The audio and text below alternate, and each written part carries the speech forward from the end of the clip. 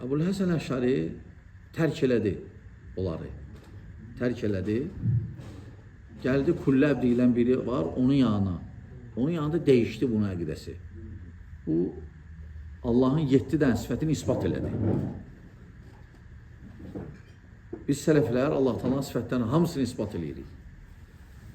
Necə Allah Taala istəyib, deyib, ispat eləyirik.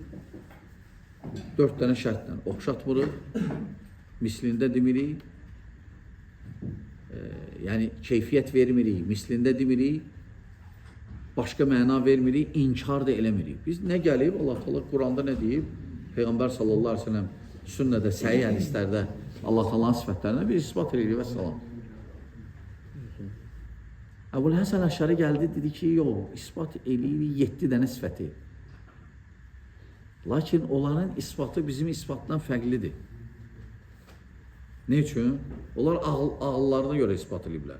Deyiblər, yox, bu 7 dənə sifət olmalıdır ki, məsələn, Allah var, mövcud, yəni diridir, həy.